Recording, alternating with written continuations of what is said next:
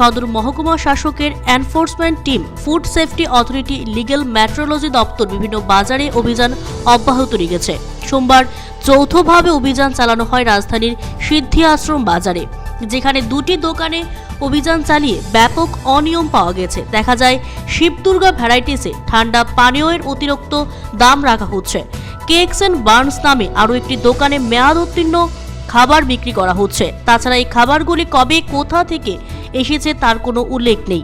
অভিযানকারী দলের আধিকারিকরা দোকানের মালিককে খবর দিলেও তিনি আসেনি, তাই ম্যানেজারকে জিজ্ঞাসাবাদ করা হয়।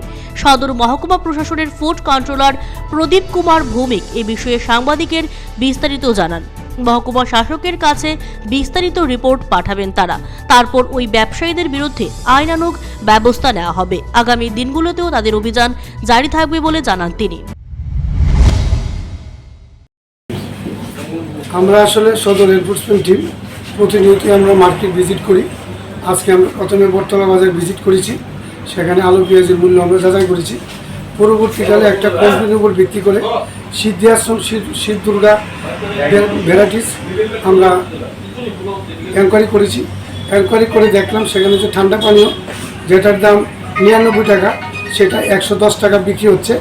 এই ব্যাপারে একটা স্পেসিফিক কমপ্লেন সিএম পোর্টালের চিফ মিনিস্টার পোর্টালে এটা ছিল, সেটার উপর ভিত্তি করে আজকে আমাদের অভিযানে এসে আমাদের এটা সত্যতা পেয়েছি।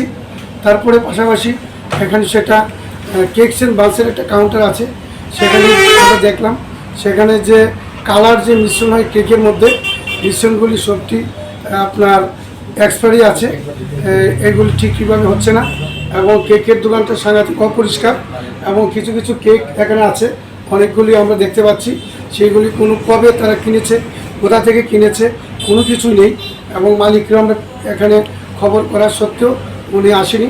সেখানে ম্যানেজার আছে, ওনাকে জিজ্ঞাসাবাদ চলছে।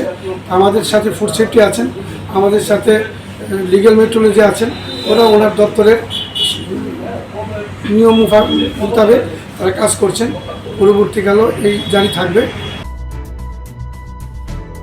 Bureau report, CNE TV. CNE TV, channel for news and entertainment.